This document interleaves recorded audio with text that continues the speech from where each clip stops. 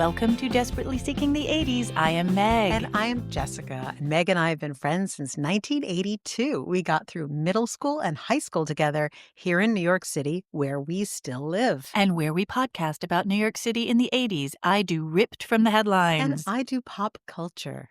So I was on my way here just half an hour ago. The 6 is a mess. Oh, God, please don't tell me someone went on the tracks. No, it might have just been rush hour Okay. vibes. How about the fact that that's my first I assumption? know. I right? mean, exactly. And you're not far off. No. Because Oh, it could very much be that. could We be don't anything, know. yes. It's happening all the time these days. Woo. Anyway, so I was running a little bit late. But which, by the way, meant that you showed up here on time. I know, I'm sorry. I'm always early. You're I'm always the early, worst. which I'm the worst. And I love having you in my apartment, so that's not the problem. Is that I'm always like rushing to finish what I'm doing, and I'm like, so every time that you're late, which means I'm always like, oh, thank Jesus. But you got here perfectly spot on time. I'll do better. I know that's kind of obnoxious. You are perfect. Don't change. Well, anyway, I had a chance to check the Instagram, and I had a message from Andrea, who we love. Oh, Andrea. Yes. Hi, Andrea. And she said, okay, just listen to the newest ep. Pappy Mason had dregs, yes, but he was not a Rastafarian. He was very American and adapted to his neighborhood. But as a child of Rastafarians, I had to let you guys know he wasn't one of us. LOL. Noted. Yes, Andrea. absolutely. And we had a little back and forth. It turns out that the Rastafarian thing came from the Vanity Fair article. So I was like, ew, what's wrong with you guys? It was an bad assumption. journalism. And so I said that to Andrea, and she said, a lot of times people see men with dreads and say, Rasta. But I do know that he used to adopt a Jamaican accent when drug dealing to fit in. So isn't that, I mean, now I'm like, oh my God, I have so many follow-up questions. How does she know? Like, I Well, want to know. We need to take her out for a drink. And be yeah, I was like, we need to take what this off is the up? Insta. Yeah. Yeah, I thought it was very good intel. It's wonderful intel. So thank you very much for setting us straight. I have something I want to talk about. Okay. And we've talked about this a lot, but I need to talk about it on this podcast. I support you. Thank you.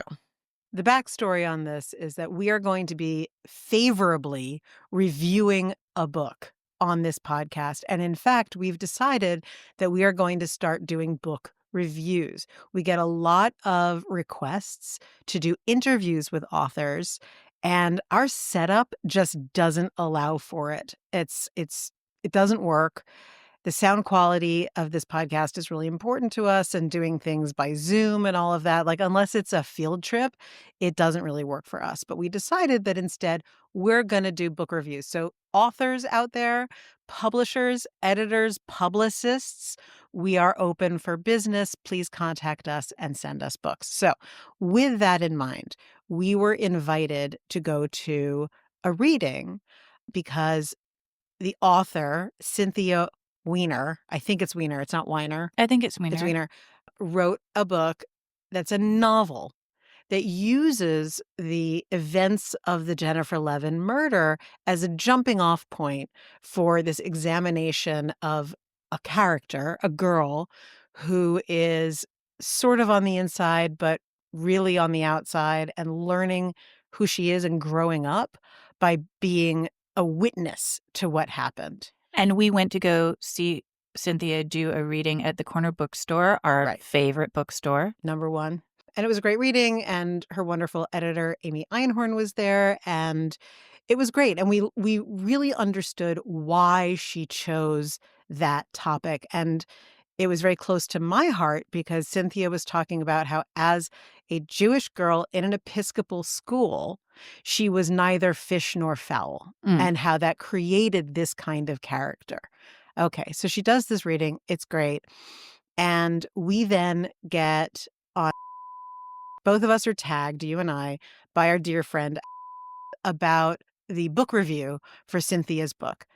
And as a little bit of backstory, I believe we have talked about this on this podcast, like all of the private schools, Nightingale sent us to Frost Valley in the wintertime for, like, it was 1 or 2 nights overnight, like, trust building exercises. Outward bound stuff. Yeah, like, and please get a bunch of high school girls together to do trust exercises, like, nice try.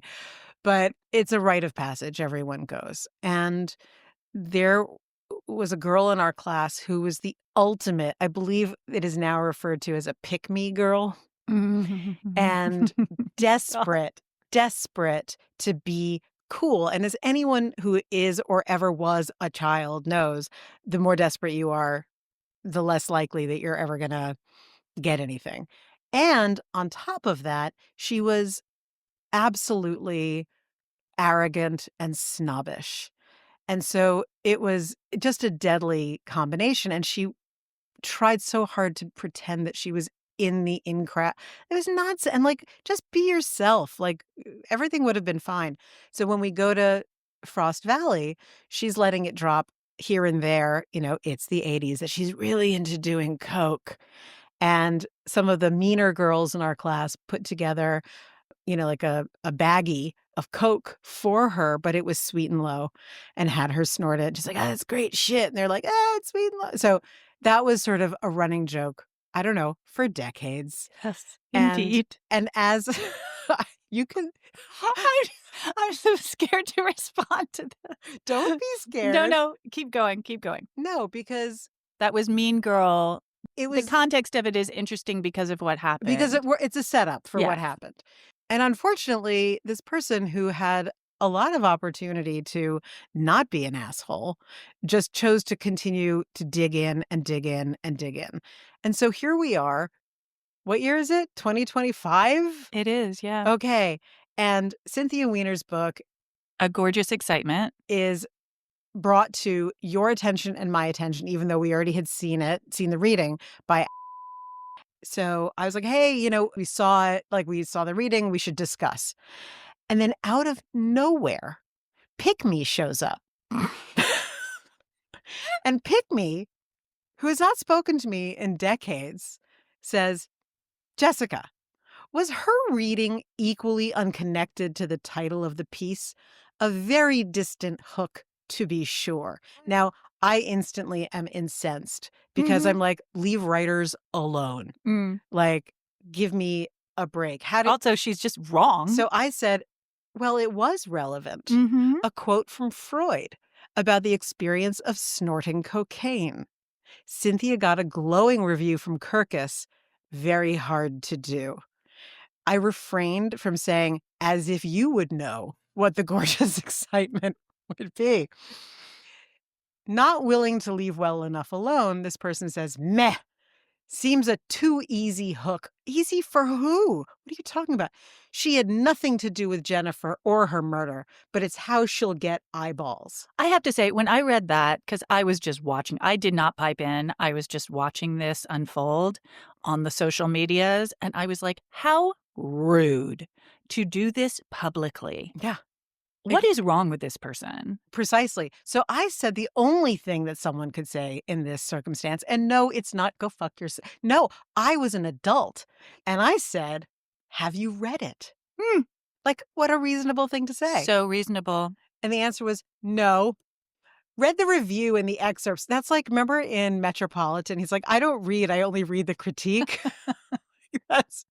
I read the reviews and the excerpts enough to know she didn't know Jennifer and had no connection. And as someone who was close to her, I'm beyond done with folks using what happened to her as a hook for their own benefit. I then Oh, chose not to respond. my Now, this person, so God. Pick Me did not know Jennifer. We all don't even, first off, why am I sharing this story? Number one, it's an example that high school never dies.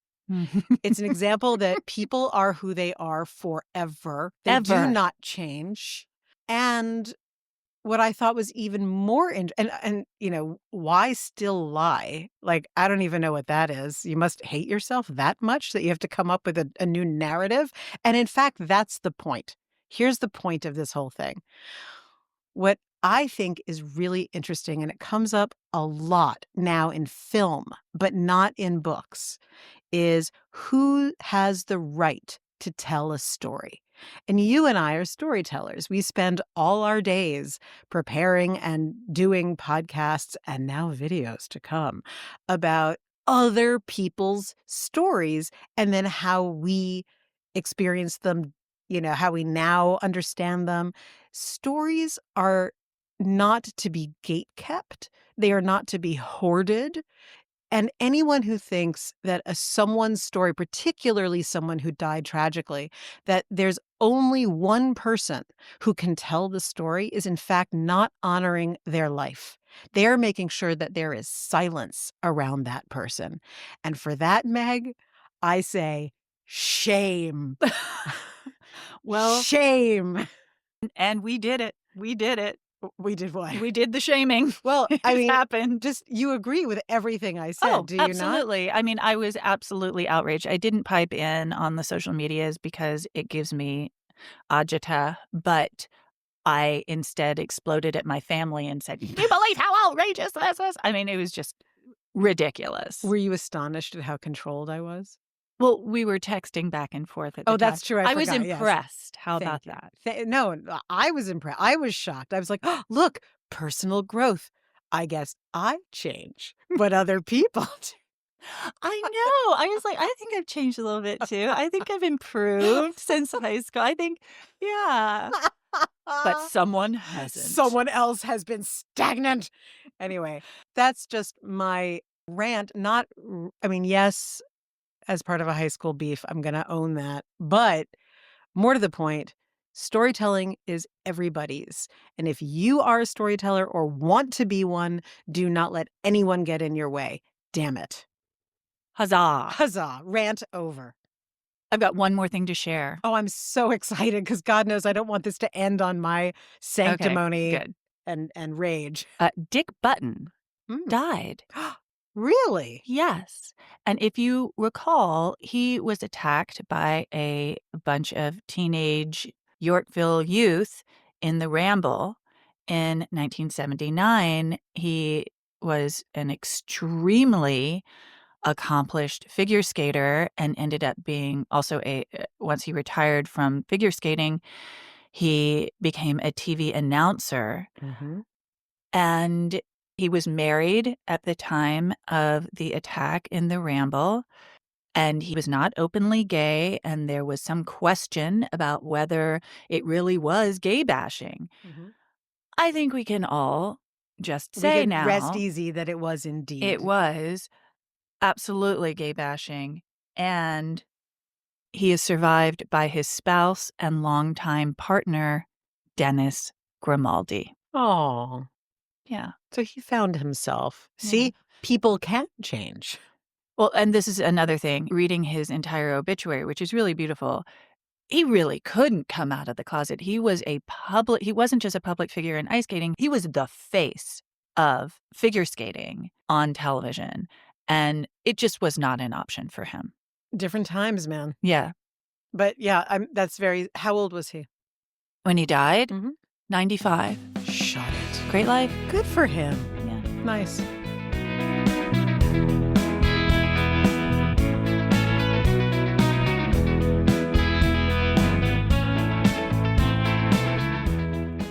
Okay, so we were off mic for a second, and before I start my story, there are a couple more things about homophobia in figure skating that I discovered that's really, I think it's very interesting. It was a struggle for figure skating to even be respected as a sport because it was dance adjacent, and there's so much artistry attached to it. So Dick Button actually was one of the figure skaters who was super, super athletic. Mm-hmm. And did athletic things that people didn't even know were possible on the ice. So he was a groundbreaker in that way.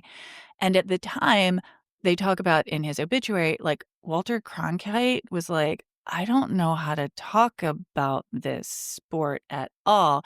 And Dick Button was like, I will help you. Walter Cronkite? Yeah, because they would just give the anchor, like, a few words to say about the Olympics. It wasn't such a huge Ah, deal. This is interesting. before everyone went, "Oh my god, we can make a lot of money off the Olympics by televising it." Right. So, Wow. Dick Button showed up after he retired, and he was like, "I will tell you how to talk about this. I'll tell you that that is impressive and that that is not impressive." And he helped make ice skating something that was really watchable and very respected. So getting back to the homophobia part of it, you're trying to be respected as a sport. You're also the front face of this particular sport. I think that anything that might be considered not super macho was not Is that our helpful. voice for I don't know. macho? You I know know, what I'm saying? yes, It was yes, it of just course. and so, as a result, I think the sport became pretty friggin' homophobic. Butch it up, guys, butch it up. Yes. Are you ready for my engagement question? Oh my god, totally. Do you have any experience with Southampton? I wish that this had been filmed because the interpretive dance that you did of your sort of sinuous body and arm movements to that went along with Southampton. I don't know what it means, but I'm here for it. Yes, I do have experience with Southampton. I have visited it. My parents had a house in East Hampton. Okay. I Right, I and I think we've talked about my father had a place in Southampton for a few years after the divorce, so Mhm. he was a year-round resident. Oh, I didn't know he was year-round. Yeah, so I ended Interesting. up spending a lot of time there, and also, when I was at school, we would just go for weekends sometimes Mhm. in the fall and winter. Anyway, I know from Southampton. And I'm ready to hear why everyone should know about Southampton. I learned something new about Southampton. That's like the perfect setup for my favorite line from any book ever, from Cold Comfort Farm. I saw something nasty in the woodshed. Meg, what did you see in the woodshed? My sources are The Playboy Murders, which is a show Mhm, on, I don't know, it streams. mhm. New York Magazine, New York Times, Daily Beast. On April 12th, 1980, 21-year-old Melonie Haller headed to Southampton with her 40-something-year-old boyfriend, Robert McCage. They had met at Xenon when Melanie returned to her hometown and her mother's apartment on East 91st Street. She had been in LA working as an actress. She played Angie Grabowski, the only official girl sweat hog on the third season of Welcome Back, Kotter. I am now all in. Welcome Back, Kotter took place in Bensonhurst, Brooklyn, but was filmed at ABC Studios in LA, FYI. And by the way, when Melanie, she'd grown up in New York and she was a child actor, and when she was 12, she'd appeared as Gene Hackman's daughter in The French Connection. No. Yes. Good one. Now, post Welcome Back, Kotter, she was eager to be seen as an adult, and she figured Playboy could help with that. At the time, Playboy had a pretty decent reputation.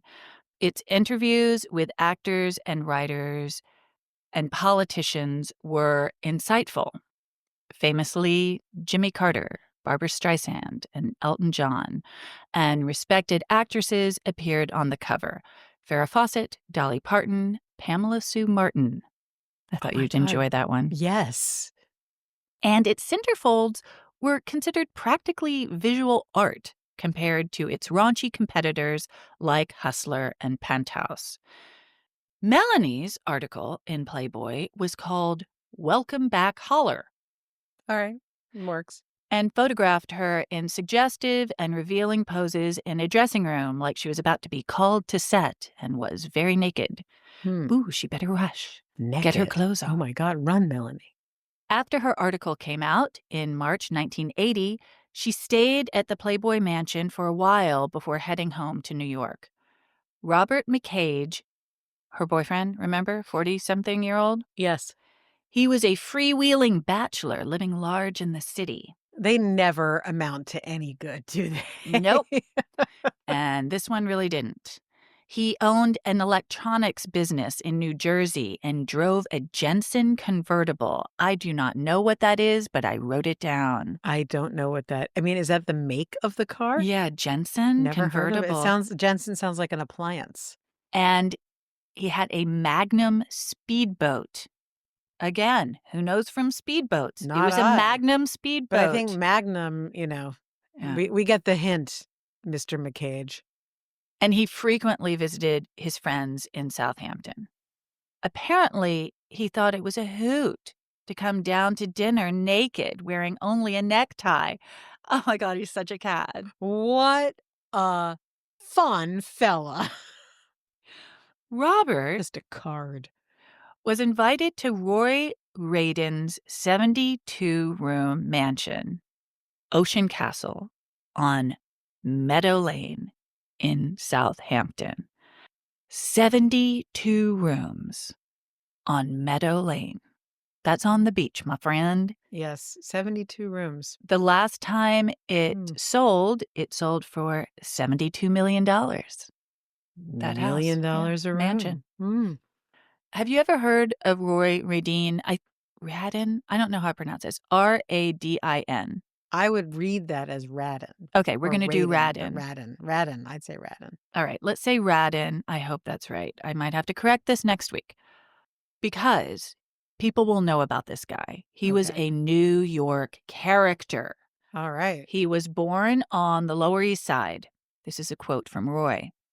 My introduction to show business was meeting my father's pals, guys like Legs Diamond, who was a gangster, and Georgie Jessel, who was a vaudevillian.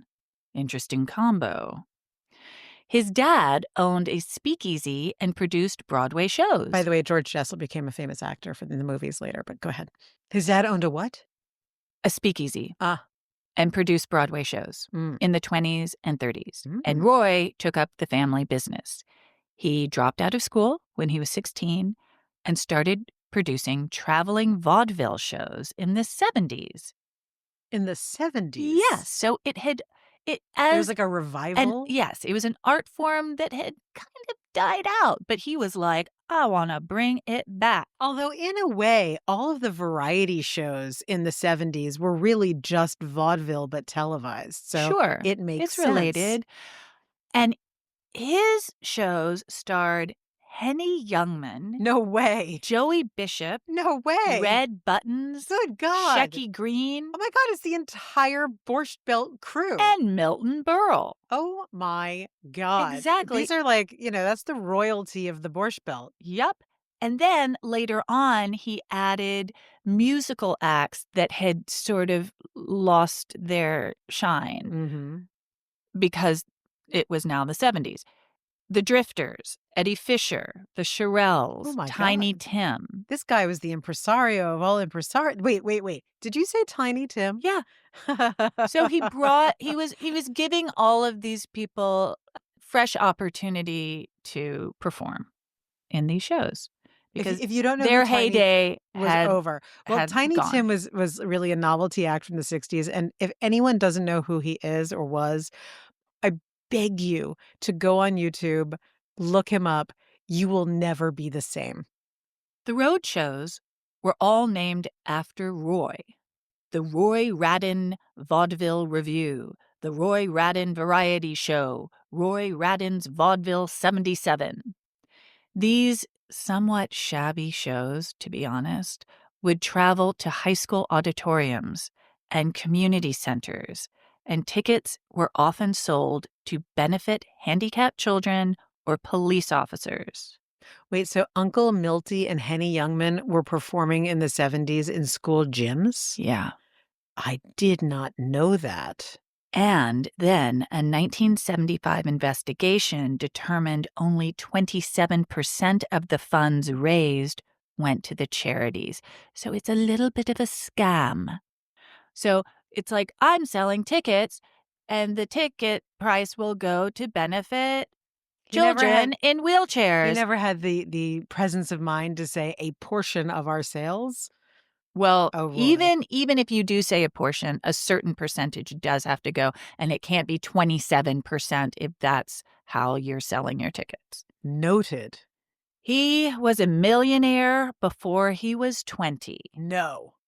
At the time of his Southampton party, he was trying to break into Hollywood. So he's got all this dough and he's got this amazing mansion, and now he wants to make it in the film biz. I'm trying to work out how old he was.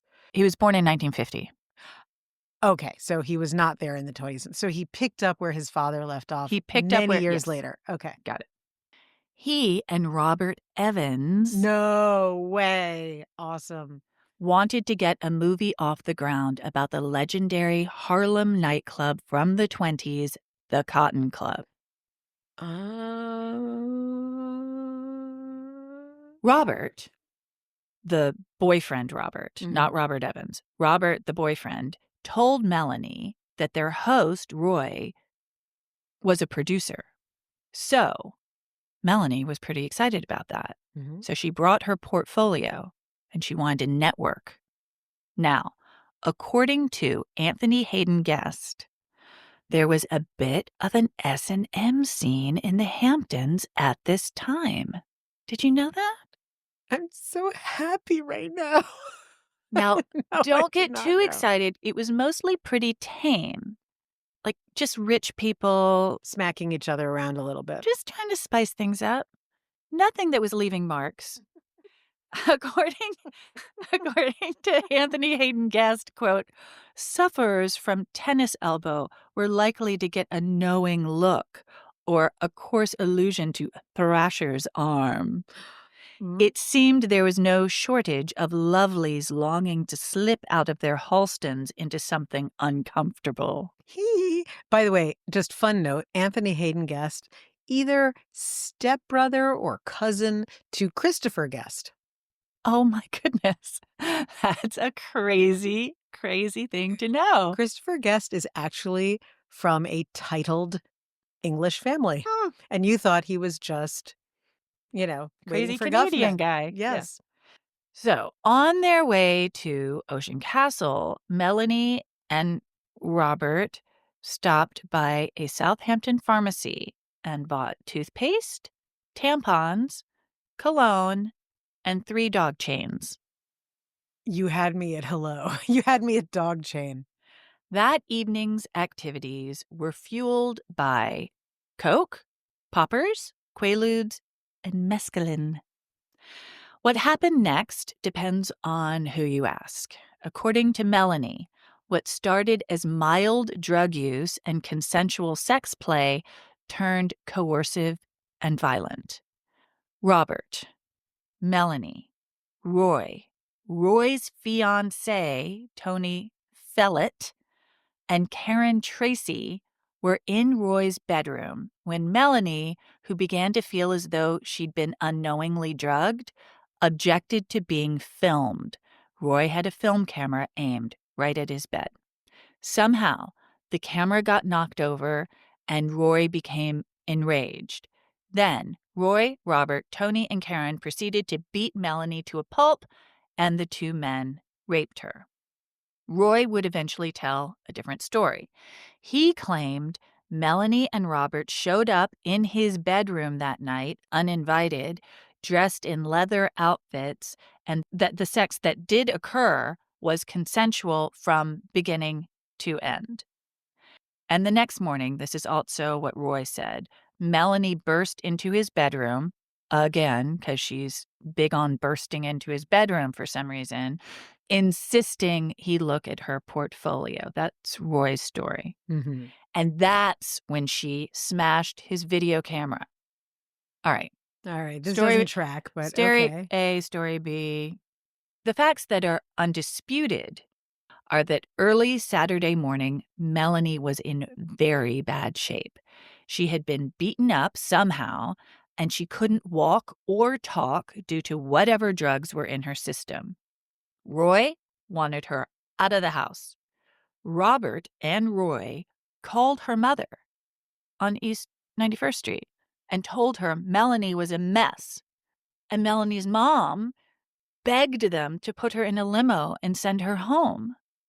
The limo would cost $60, which would be $230 today, which I don't think is so That bad. just seems very reasonable. To get all the way from Southampton Yeah. to Manhattan.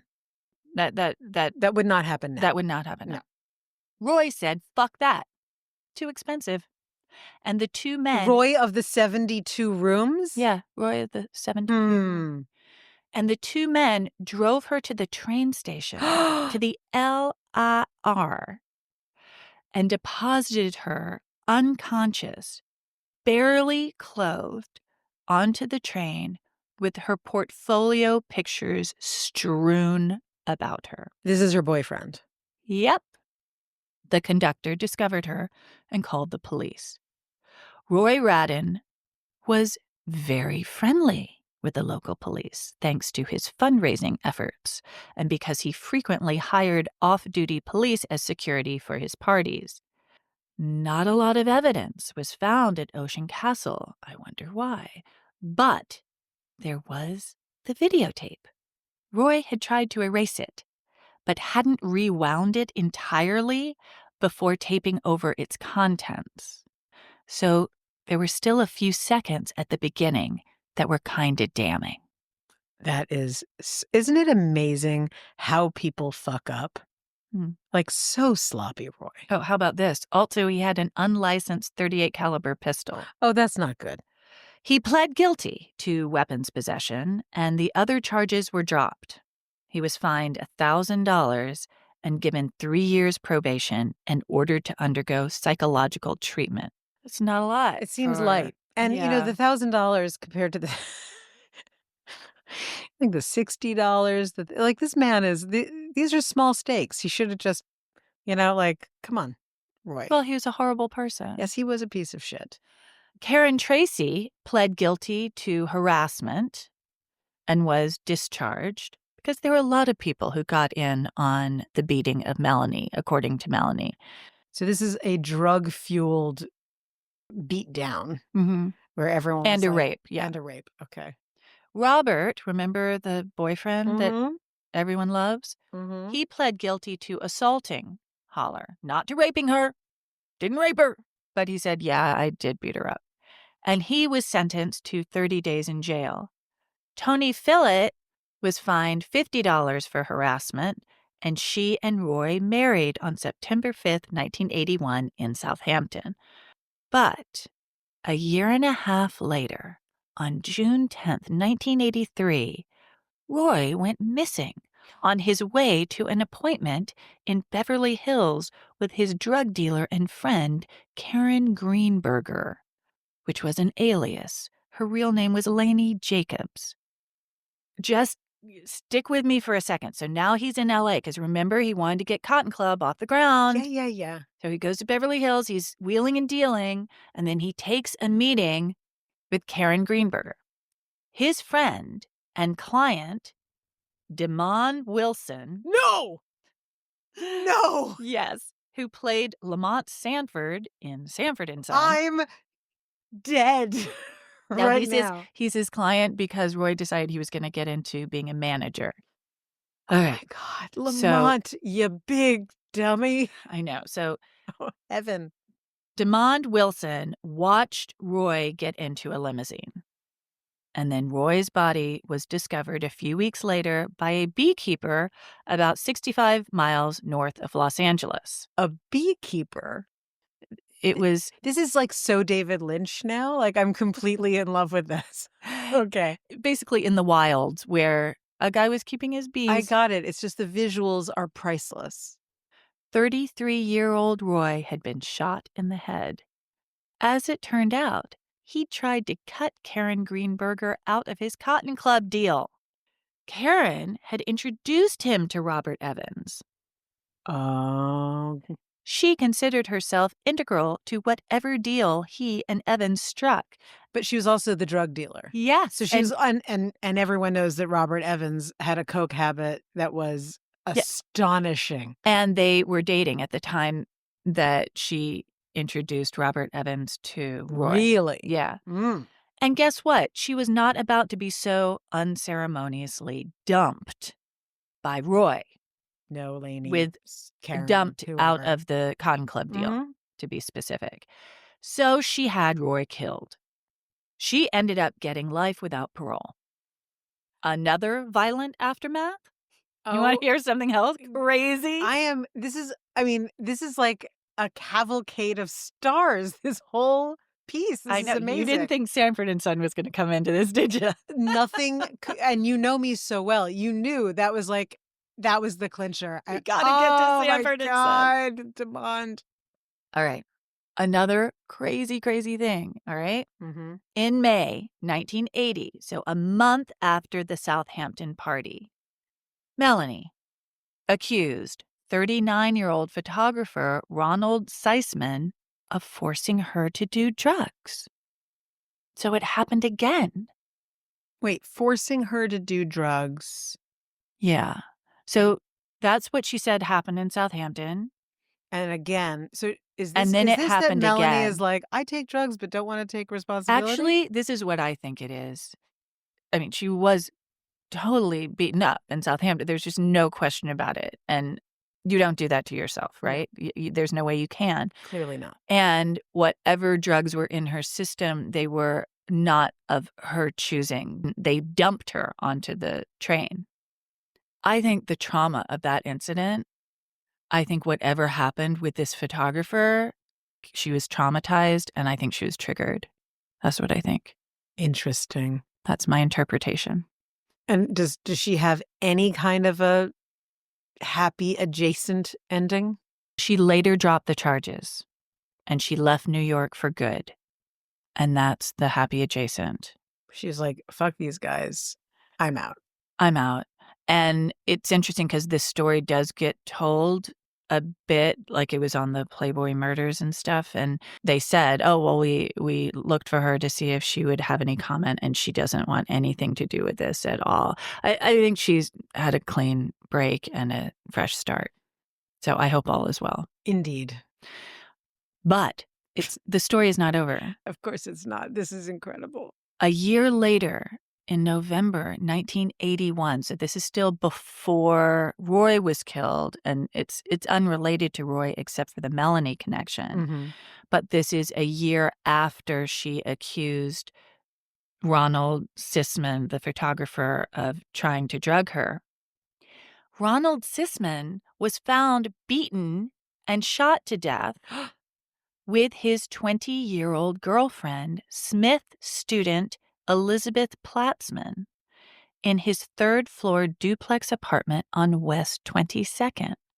His place was ransacked, and his .22 caliber gun was missing, and frankly, the two of them were tied up and tortured beforehand, and the case was never solved.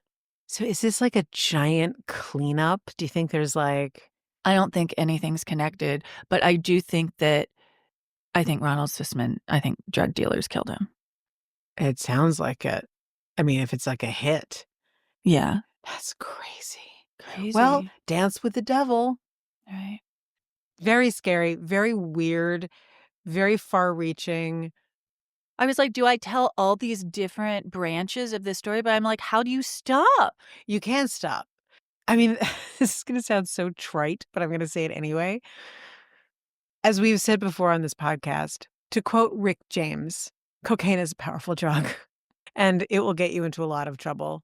And you talked about it last week with crack and all of the whackness of the crack, and here we are again with cocaine is a powerful drug, and when you are out of your fucking mind, God knows what you're gonna do. And I hate these 20-year-old girls who are running with these middle-aged men and nothing good happens.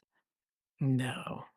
I'm sorry, we just have to point it out. N I there's nothing that a middle-aged man wants from a 20-year-old girl that is going to put her in a safe place. Like, that's just anyone who's listening who's a young one, this is not just about the 80s. Stay away from very much older men. Bad idea.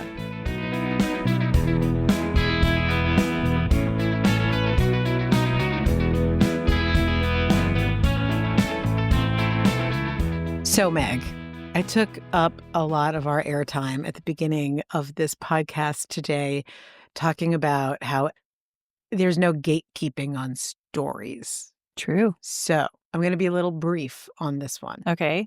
But, on this podcast, we've interviewed friends of ours who were in bands in the 80s and part of the downtown scene, and friends of ours who were really into bands in the downtown scene, and they're all boys. So I wanted to talk a little bit about the girl band that was doing a lot of the same stuff, but better and cooler, and in my opinion, much more rock and roll because they had a real axe to grind, though they don't really say that they had an axe to grind, but I think they did. The Lunachicks.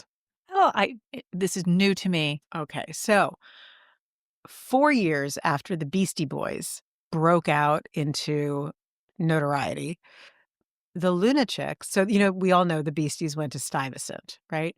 So the Lunachicks were a Wait, group. we got corrected on that. Where did they go? Oh, Lord. Well, St. Anne's, for one. Okay. And I think the confusion was Oh, that because of the they T-shirt, wore the a Stuyvesant T-shirt. Okay. Stuyvesant T-shirt, but All right, so anyway. I stand corrected. They did Definitely St. not. Anne's. Okay, fine, St. Anne's, whatever. These girls went to LaGuardia School of Performing Arts. So in 1987, they decided that they were going to start a band, and they did. So they would play at CBGB's and Limelight, and it was at Limelight that Kim Gordon and Thurston Moore of Sonic Youth saw them play and were so knocked out by them that they helped them get signed to a label and Ah, even produced their first record. amazing. So the Lunachicks, who were they? They were us, Meg. And so I was doing this research about them. So we are maybe a year apart in school. When we've talked about like the uptown kids and the downtown kids, and there's this great gulf between them, I was reading about the Lunachicks and where they went and what they did in some part of their lives was exactly what we were doing. And it made me realize that New York really is a very geographically small place. If you want to procure certain things, if you want to have certain experiences, there are 4 places to go. New York is a small town. Hmm. So I was reading this and I'll tell you in just a second what some of these things were. To my absolute astonishment, I really identified with them, and I think you will too. Okay, I'm excited. So they were a punk band. They were an out and out, all girl punk band.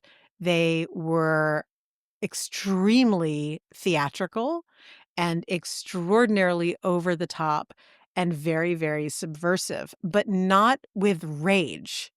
They made a big point later on saying they were not riot girls. They did not have a feminist agenda. They simply were what they were. And in the course of doing that, they moved the needle on how female performers were perceived. Can I just say one thing? Yes. Because you said they were like us. And I just keep imagining us in Glee Club Oh, Jesus and swinging Christ. seniors. I'm like, were they so much like us? No, they were not us. They were not even, no, no, no. With the red turtleneck and the black skirt? No, it was a white high neck blouse That with a was red for cummerbund. That was for Glee Club, Oh, for Jessica. swinging For seniors. swinging Don't even start with me seniors. with that nonsense. Totally horrific and embarrassing. Yeah, Um, I wish I could claim any kind of punk no, we in were not my punk. youth. No, I was we not. were not that. I was That's a not what I'm theater saying. kid. I'm saying that where they talk about running around was where we were as well. And it's just that people who come to New York are like, oh my God, it's, the big city. You can get lost here. It's anonymous. And it's like, but is it really? Like it's actually a pretty geographically small place. So The Lunachicks, they wrote a book, and I will provide the name of the book at the end of the podcast. But this book is really hilarious, and it's in their voices, and there are a couple of things that they talk about that we talk about in a very similar way on this podcast. So they're talking about what it is to be girls running around Manhattan in the Mm. 80s, and what was it that moved you around, and what were the things that you saw. So in their book, here's one of my quotes that I really like. They describe it perfectly. In hindsight, our New York was a fucking hellscape. The AIDS and crack epidemics were heating up. Crime was rampant and perverts were everywhere. The city was about as hospitable as a turd to the face. And yet, we loved it. Chalk it up to being young and not knowing any better. It's not like we assumed kids in Ohio or Kansas jumped over dirty needles and dodged flashers and mounds of dog shit on their way to school every morning the way Flashers. that we did. Flashers. So many of them. So many Why? flashers. So much dog shit. Why? 82nd Street was like dog shit alley. And I could never understand it. It's not like it was a bad block, but for some reason, that particular block was like, if you lived on 83rd Street, that must be where you walked your dog. Because it was like you had to like run a slalom course between the piles of turds. So they say, but we knew our city had its peculiar charms. But it also never occurred to us that New York should be, this is what really got me. It never occurred to us that New York should be a safer, cleaner place for us to grow up in. We just accepted and loved the city in all its foul, terrifying glory, exactly the way that it was. Yeah, I And like that. yeah, it was like, well, you only know what you know. They they talked about how they could run around on the subway like New York kids. We didn't have to worry about cars. They could go to Coney Island. They could do whatever. They say that in the New York City of the 80s, daily life was a veritable obstacle course of creeps and assholes. And they would travel in a pack, which we did too. That's true. Yes, you stay in a huddle, Never leave a girl never behind. leave a girl behind. You had to be tough, you had to defend yourself, or at the minimum, and this is where I excelled, talk big and fast. But they were talking about being punk kids, which we were not, and their safe haven, much like our friends who we've spoken to, was on the Lower East Side in St. Mark's Place, where the other weirdos congregated. But getting there was treacherous, which we have talked about, all the squats and shooting galleries and stuff around like that. And they went to Playland. We'd go to Playland, a super sleazy arcade in Times Square, late at night, surrounded by porno, pimps, and prostitutes. They would wear skimpy clothes and platforms and go running around like it was no big deal. They shouldn't have been anywhere near Playland in any outfit, but they believed that they were invincible. We were dumb, but not that dumb. Well, most of the time we did some risky shit. Now, that also made me laugh because we've talked about Playland on this podcast. I don't think it even registered for me because we went in the daytime We went in the that it was daytime. that it was really that dangerous at all. It was more No. like, "Oh my god, I'm freaked out that I'm getting a fake ID," which is what they're And also talking about. getting there. I mean, to go to Times Square from Upper East Side is a trek. I'm gonna take a cab. What are you talking about? A trek. Give me a break. They said that they made a lot of trips to CBGB and Pyramid and to Danceteria. The drinking age was 18, and this will ring true again. The drinking age was 18, so all you had to do was look 18, which is pretty easy when you're 14, blind with bravado and filled with attitude. So they must be a little older. No, they are actually a year younger than we are. Oh. All us kids went to 42nd Street So they to get their started fake IDs. early. Okay. And this is a little anecdote before I get back into like what were the Lunachicks and why were they important. Just I love this so much. Now this we did not experience, but this is actually a little anecdote about another kid who was in New York and soaking up what was going on culturally was inescapable. They say one kid we'd run into out there was an Orthodox Jew nicknamed the heavy metal Yid. who wore all the orthodox clothes, the undergarments, a white button-down shirt, black chino pants, and a yarmulke, but he'd roll up his crisp white sleeves and reveal a bunch of satanic tattoos. Oh, we'd see him pushing a shopping cart, and he'd be like, "I'm gonna see Slayer." And growing up in New York, there were endless random encounters with celebrities, and they talk about seeing Danny DeVito walking down the street and Andy Warhol, et cetera, et cetera. Wow. So they, us, somewhat the same. Okay, so the Lunachicks, what were they? They were a punk band. They're basically our age. And they started a band because they just wanted to start a band. And they had their original songs because they didn't know how to do covers. So, but they were all accomplished musicians at LaGuardia. So they just started doing their own thing. And they were really influenced by drag and theatricality. And so their approach to being subversive with the Barbie image of what a girl should be was totally like Alice Cooper, over the top. They would get like hospital gowns and cover them with blood and cigarette burns and go out on stage and just act as fucked up and weird as they possibly could while still being completely sane girls.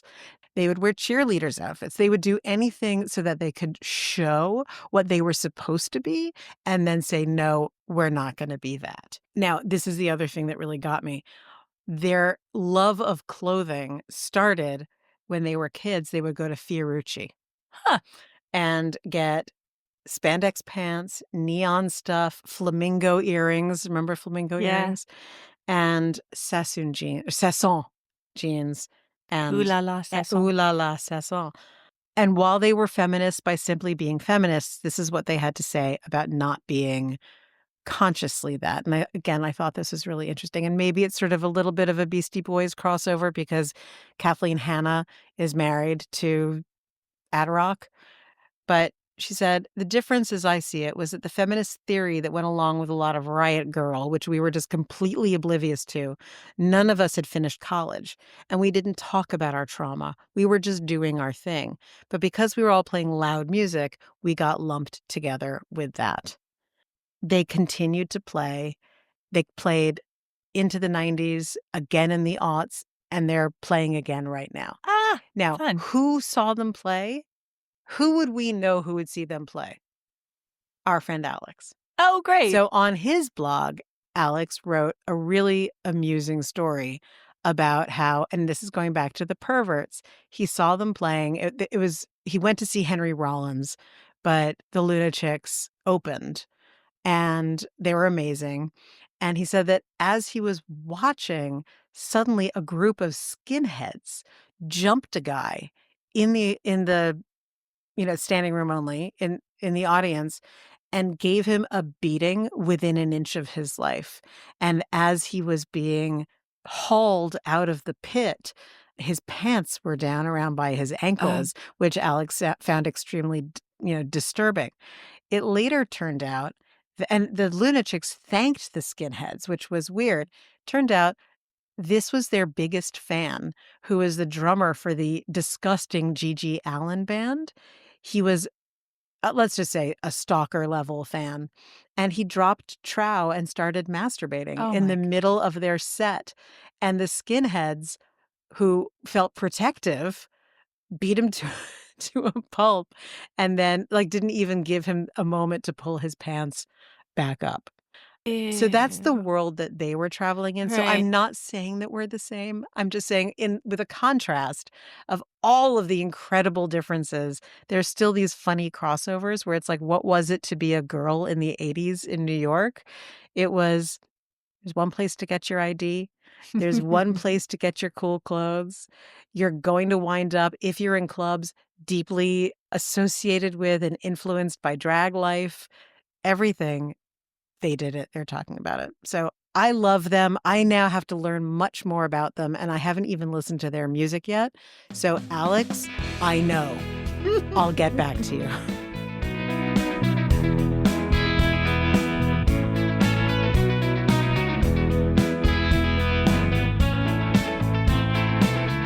What's the tie-in? I would say girls in precarious situations, the ones in your story didn't fare so well. The ones in my story didn't wind up having a problem. Awesome. That's it. Guess how many reviews we have? Remember we said we were going to check in about that? Yes. How many reviews do we have?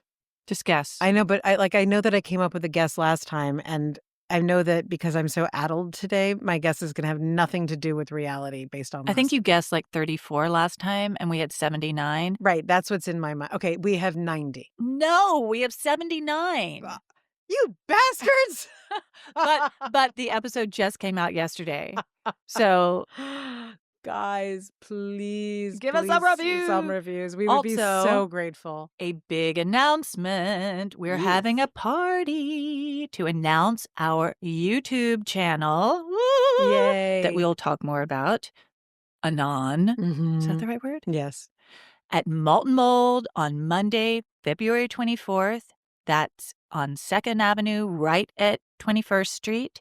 And it's going to be from 6 to 9. And we're going to have snacks and swag. And we're going to play some trivia. And it's going to be amazing. Please come.